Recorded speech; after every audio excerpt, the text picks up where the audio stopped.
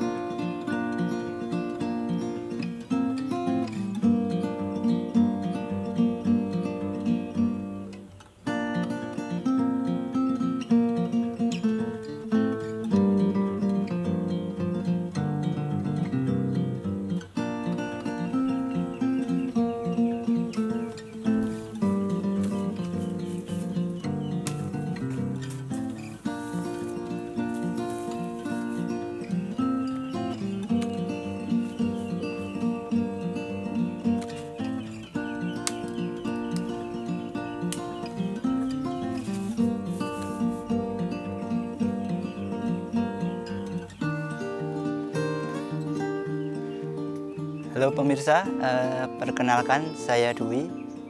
Sekarang kita ada di kebun saya di Purworejo. Kita ada di bagian tanaman pepaya.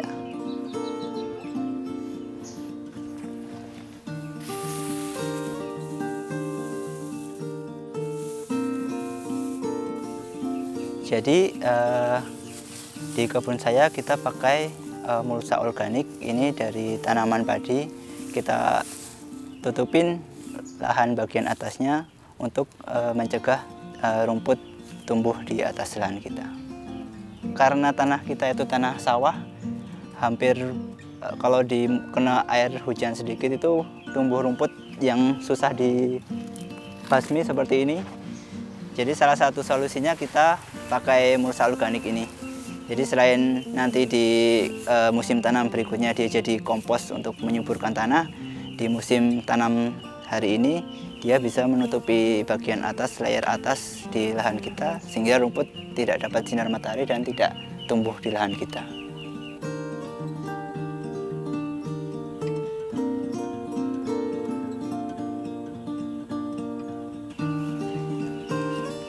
Jadi bagian depan rumah, bagian halaman depan rumah ini saya tanamin pepaya.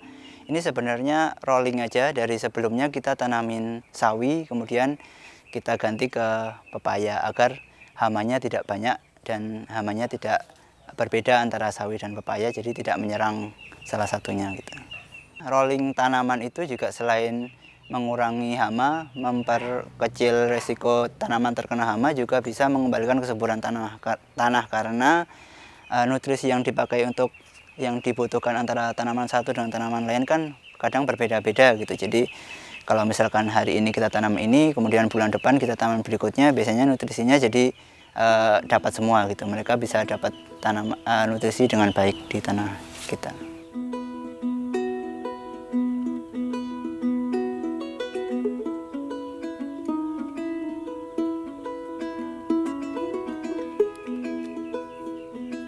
Kira-kira di tahun 2019 itu, akhir-akhir 2019 itu, jadi memang karena ngelihat kebun kita lumayan luas ya, karena kita tinggal di kampung, jadi kita ingin memanfaatkan kebun itu secara maksimal aja untuk berkebun salah satunya.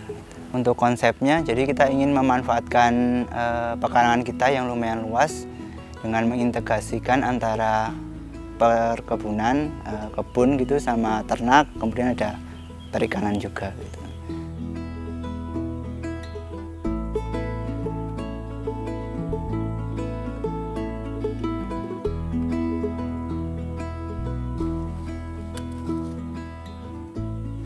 Jadi ini bagian terong di depan rumah, saya tanam di polybag. Ini adalah terong lalap yang bentuknya putih kecil. Biasanya dipakai untuk lalap, dimasak juga bisa. Terus untuk terong ini biasanya rawan sekali terkena hama. Yang paling banyak kalau di tempat saya itu hamanya kepik dan larva kepiknya itu. Daunnya jadi bolong-bolong seperti ini. Ini biasanya di balik daunnya ada anak-anakannya yang biasanya buat daun ini jadi rusak. Jadi kalau saya pribadi, selagi tanaman ini masih bisa berbuah, biasanya saya nggak pakai pestisida apapun, mau buatan atau organik sekalipun gitu. Jadi selagi dia masih berbuah, walaupun dia bolong-bolong seperti ini masih tetap produktif kan, jadi saya nggak pakai. Jadi biasanya sih masih aman walaupun hasilnya nggak bisa semelimpah kalau di terong produksi di kebun gitu.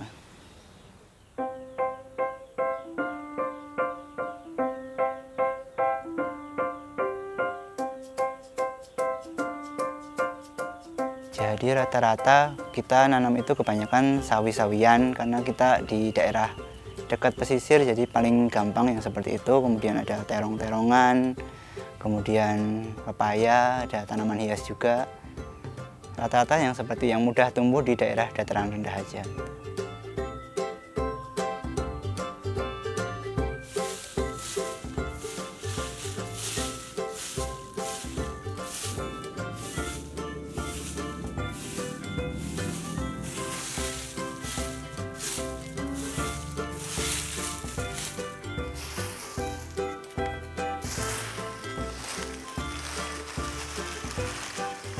Sampah daun kering ini bisa kita jadikan sebagai mulsa organik.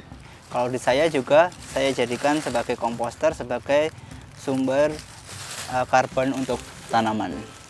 Ini biasanya kalau daun yang keras itu bisa sampai 3 bulan, 4 bulan, biasanya sampai 6 bulan. Kalau cuma ditaruh gitu aja. Tapi kalau dibantu dengan mikroorganisme di komposter, biasanya sebulan udah hancur. Jadi di dalam komposter itu biasanya kita butuh unsur coklat sebagai unsur hara karbon yang dibutuhkan untuk tanaman. Jadi dia sangat bagus sekali untuk kesuburan tanaman kalau udah jadi kompos nantinya.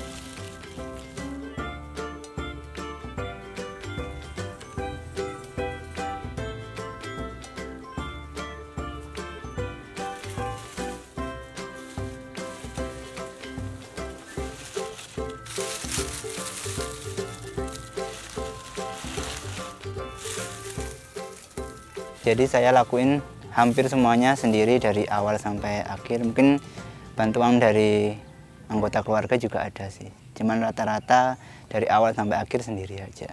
Alhamdulillah dari dulunya cuman coba-coba buat kebun kecil sampai sekarang bisa punya greenhouse dan lumayan juga banyak tanamannya.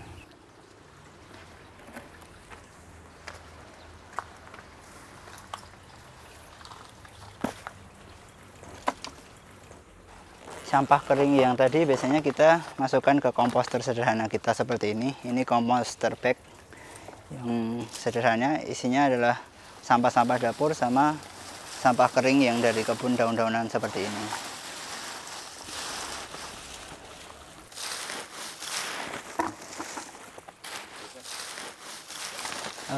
Komposter ini usianya mungkin usia panennya 3 bulanan. Jadi kita isi itu berlapis antara sampah hijau, sampah dapur, kemudian ada sampah kering, kemudian ada starter seperti kompos yang sudah jadi atau pupuk kandang yang sudah jadi. 3 bulan biasanya udah bisa dipanen, bisa langsung diaplikasikan ke tanaman atau bisa kita keringkan atau kita simpan.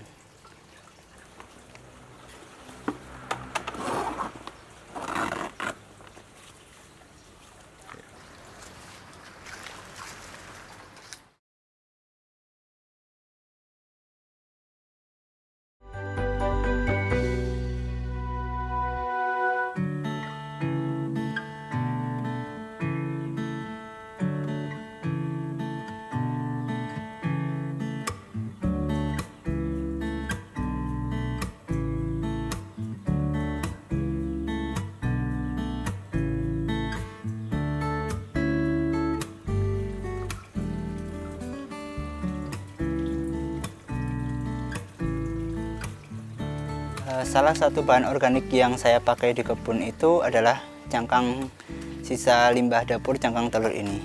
Setahu saya, cangkang telur ini mempunyai banyak manfaat untuk di kebun. Salah satunya dia sebagai sumber kalsium untuk tanaman, cocok untuk masa-masa pembungaan dan pembuahan. Kemudian dia juga bisa sebagai pengganti kapur dolomit atau kapur pertanian. Dia bisa untuk menetralisir pH tanah. Selain itu dia juga bisa mencegah hama seperti siput atau siput yang tidak bercangkang, karena dia mempunyai tajam-tajam seperti ini, dan dia siput biasanya nggak mau datang ke tempat yang ada cangkang telurnya seperti ini. Saya biasanya pengaplikasian itu di awal sebelum lahan dipakai, biasanya kita aduk dengan ini, atau setelah ditanam kita tabur di atasnya. Bisa sebulan bisa 2 kali. Jadi 2 minggu sekali bisa dikasih.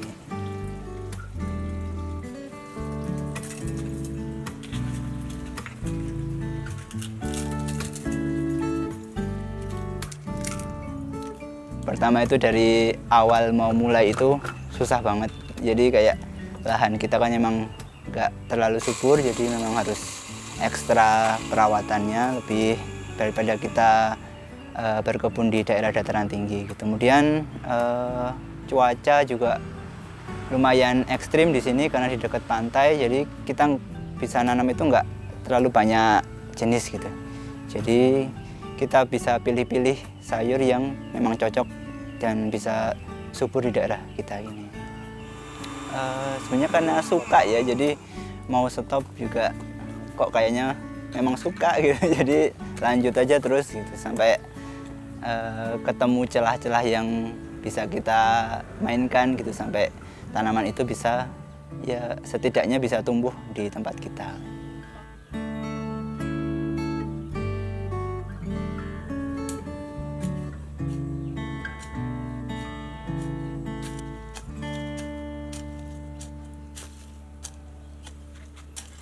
Jadi hari ini saya mau mengolah lahan di kebun depan rumah saya. Jadi ini tanah di halaman depan saya itu kan memang tanah sawah, jadi dia keras. Jadi sebelum ditanam kita harus olah dulu. Jadi nanti pertama kita cangkul, kita gemburkan, kemudian kita tambahkan material-material organik. Ada sekam bakar, terus ada sekam mentah fermentasi, ada pupuk kandang, sama blenderan cangkang telur tadi.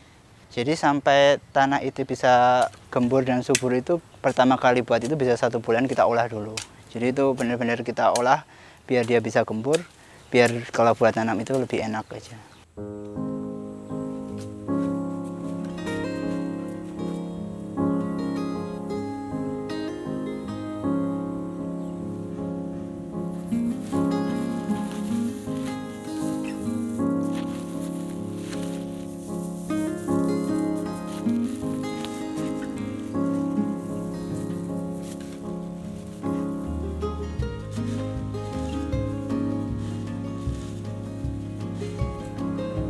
Jadi setelah tadi tanah lahannya kita gemburkan tanahnya, kemudian kita tambahkan material organik.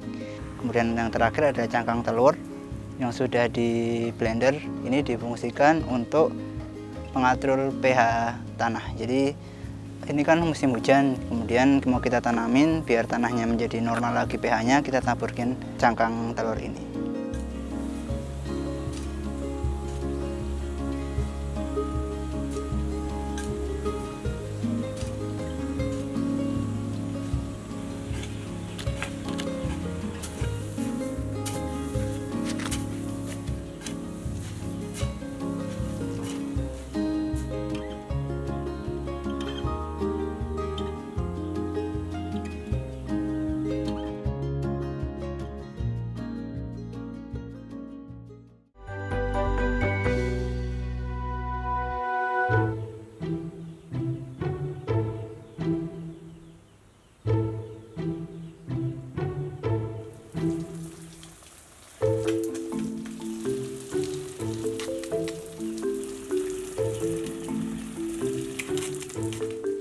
Jadi memang sebelumnya belum terfikirkan itu, cuman terus kita lebih suka ke tanaman hias, terus kita coba-coba tanaman sayur, teman kita masih pakai polybag. Ternyata pas kita coba kok hasilnya lumayan gitu, bisa sampai berlebihan untuk konsumsi sendiri.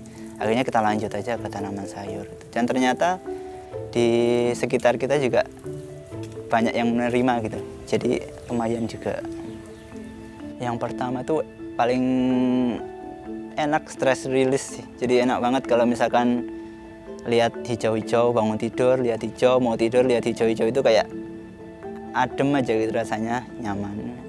Terus yang kedua, hasilnya yang pasti bisa kita manfaatin, bisa untuk konsumsi sendiri. Kadang kalau berlebih bisa kita berbagi ke tetangga. Terus yang untuk produksi bisa kita jual juga.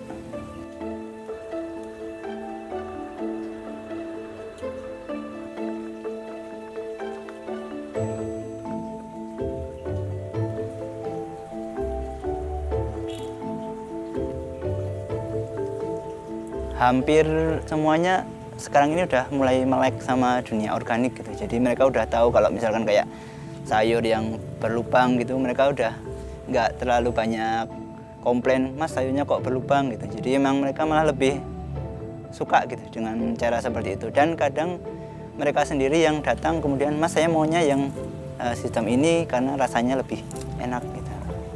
Hampir banyak yang mereka kembali lagi karena belinya, misalkan saya nanam kangkung terus dijual, mereka balik lagi karena lebih enak katanya daripada yang ada di pasar.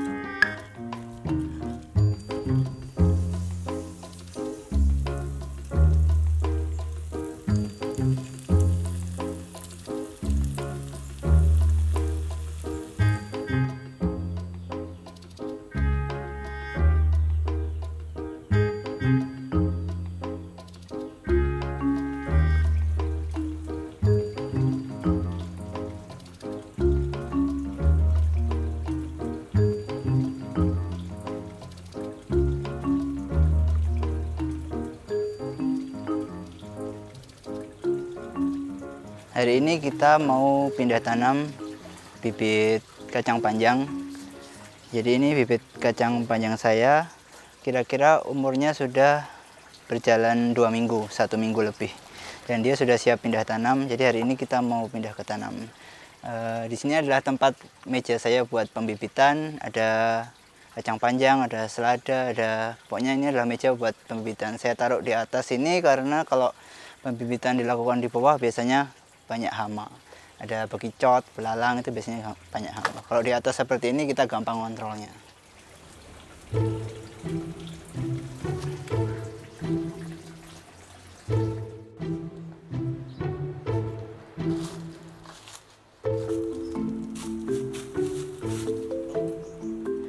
Kita mau pindah tanam kacang panjang di rice bed kita ini. Jadi media di rice bed ini adalah tanah pekarangan yang sudah kita olah. Kita sudah campur dengan sekam bakar dan sekam mentah. Jadi sudah lumayan gembur dan lumayan subur. Kemudian kita juga sudah kasih pupuk kandang sama pupuk kompos untuk dicampur di media tanahnya ini. Terus kita tanam kacang panjang ini di rice bed, kita kasih rambatan karena kacang panjang ini butuh rambatan. Kita buatnya dari benang bangunan karena dia lebih gampang dicari, lebih gampang ditemukan dan lebih awet.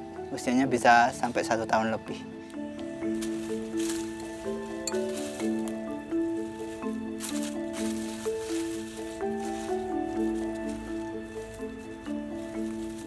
Ya, jadi tanah ini udah saya treatment, salah satunya tadi kan dengan sekam bakar sama sekam mentah.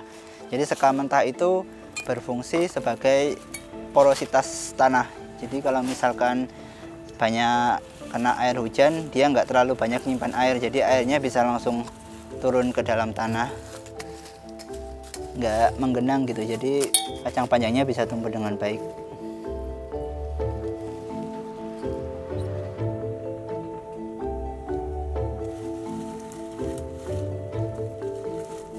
Kalau untuk tanaman hortikultura itu sepertinya agak susah, jadi akhirnya kita cari-cari browsing gimana cara untuk mengemburkan tanah. Salah satunya kita biasanya pakai sekam bakar. Jadi karena sekam bakar itu katanya bisa membuat rongga di dalam tanah, kemudian bisa untuk tempat tinggal makhluk-makhluk organisme yang baik untuk tanah. Jadi sebelum kita tanam biasanya tanah kita olah, kita kasih sekam bakar, kita kasih pupuk organik, pupuk kompos, biar tanahnya nggak sekeras tanah-tanah di sawah gitu.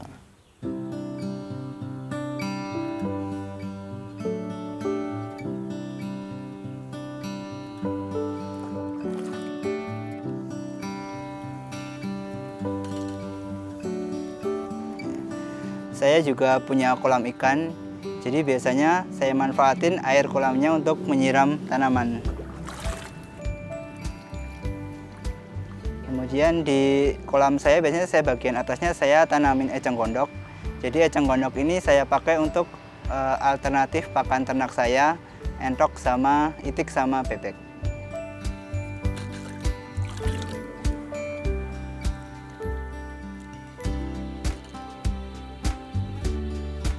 Seneng aja sih, jadi kita punya ilmu yang bisa di sharing ke orang lain, kemudian ilmu itu juga kalau bisa bermanfaat orang lain kan bisa jadi ladang ibadah buat kita gitu. Untuk tetangga atau untuk penonton atau yang lainnya mungkin bisa mulai mencoba gitu, harapannya bisa mulai ikut mencoba menanam, coba apa yang paling mudah aja untuk kita, nggak usah muluk-muluk pingin kayak misalkan kita di dataran rendah kita pingin nanam kubis atau kol merah yang bisa ngekrop besar banget gitu, nggak usah terlalu seperti itu. Jadi kita nanam yang cocok di daerah kita, kemudian ada hasilnya, ada manfaatnya. Kalau kita udah dapat hasilnya tuh biasanya tuh kita udah seneng aja gitu, terus pingin nanam lagi, pingin nanam lagi gitu.